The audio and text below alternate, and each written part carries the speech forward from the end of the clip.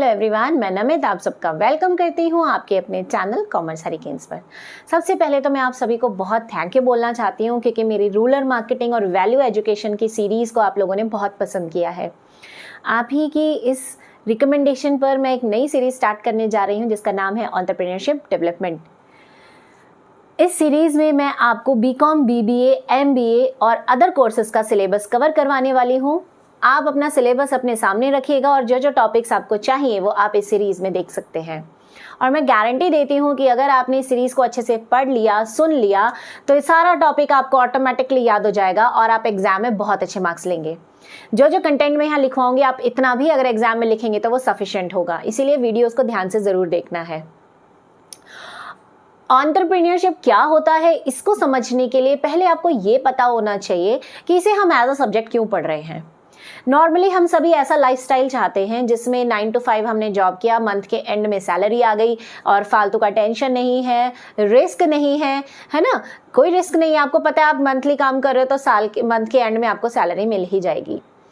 But बहुत से लोग ऐसे भी हैं जो एक फिक्स्ड सैलरी के लिए काम नहीं करना चाहते, वो किसी के नौकर नहीं बनना चाहते। वो कहते हैं कि अगर मुझे इतना हार्डवर्क करना ही है तो मैं वो हार्डवर्क करके खुद के लिए काम करूँ ना, मैं खुद का मालिक बनूँ, मैं कुछ ऐसा कर दिखाऊं जो किसी और ने नहीं किया। दुनिया में एक अलग नाम बनाना चाहते हैं, पहचान बनाना चाहते हैं, नए नए आइडियाज़ और टैलेंट उनके पास होता है।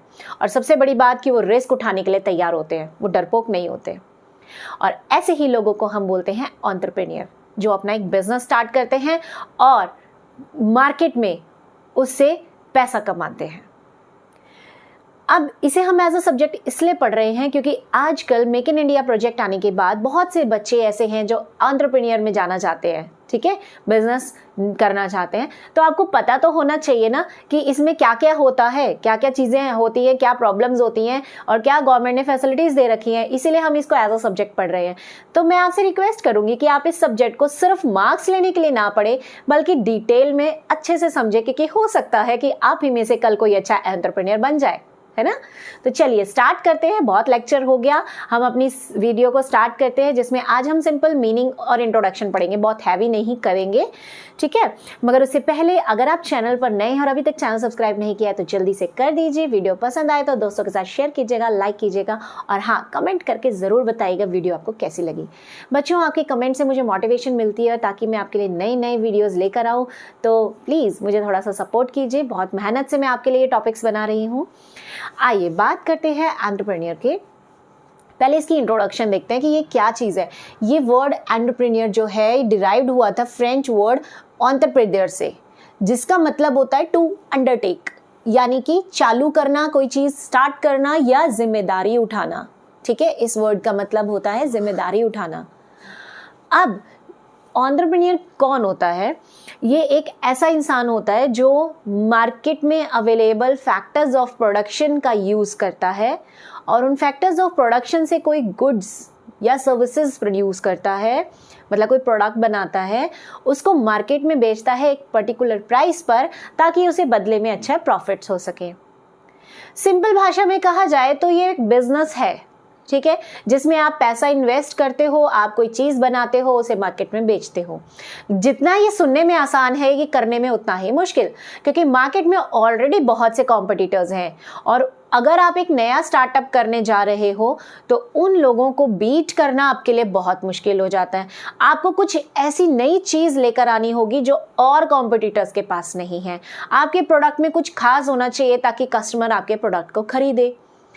अब हो सकता है कि आपको इस बिजनेस में प्रॉफिट हो जाए, आप करोड़ों कमाएं, और हो सकता है कि आपका बिजनेस डूब जाए, आपको लॉस हो जाए, जो पैसा आपने बिजनेस में लगाया था वो सारा बर्बाद हो जाए। इसीलिए इसको रिस्क कहते हैं, ठीक है। और एंटरप्रेन्योर वो होता है जो इस रिस्क को उठाने के लिए तैयार होता है। चलिए इसकी हम डेफिनेशन देखते हैं। रिचर्ड कॉन्टिलन वो पहले इंसान थे जिन्होंने एंटरप्रेन्योर जो टर्म है उसका यूज़ किया था और उनके अकॉर्डिंग एंटरप्रेन्योर एक ऐसा पर्सन है जो फैक्टर्स ऑफ प्रोडक्शन का यूज़ करते हुए प्रोडक्ट बनाता है ताकि उसे मार्केट में बेच सके। What is factor of production? Factor of production होता है किसी भी चीज़ के उत्पादन यानी प्रोडक्शन करने के लिए यूज़ की गई चीज़ें, like land, labour, capital, entrepreneur. ये आपने पढ़ाई होगा 11th-12th में। इसकी एक और डेफिनेशन है जो कि जिमेवर ने बनाई थी। इनके अकॉर्डिंग एंटरप्रेन्योर एक ऐसा पर्सन होता है जो अपना एक नया बिजनेस आइडिया लेकर आता है, वो रिस्क उठाने के लिए तैयार होता है क्योंकि हो सकता है उसका आइडिया फेल हो जाए, फिर वो अनसर्टेनिटी में काम करता है। अनसर्टेनिटी का मतलब होता है अनिश्चित होना, कोई चीज़ पता ही नहीं है कि फ्यूचर में क्या हो जाए, हो सकता है आपकी चीज़ चल जाए, हो सकता है डूब भी जाए। देन उसका पर्पस क्या होता है कि वो प्रॉफिट और ग्रोथ कर सके, अच्छी अच्छी अपॉर्चुनिटीज़ का फ़ायदा उठा सके, जितनी भी रिसोर्सेज की ज़रूरत है उनको असेंबल कर सके, यानी चीज़ों को इकट्ठा करे। असेंबल का मतलब होता है इकट्ठा करना, रिसोर्सेज को इकट्ठा करना और पैसे को इकट्ठा करना ताकि वो चीज़ को प्रोड्यूस कर सके। ये थोड़ा टिपिकल है डेफिनेशन, ये इजी है, तो जो आपको आसान लगे आप वो कर सकते हैं।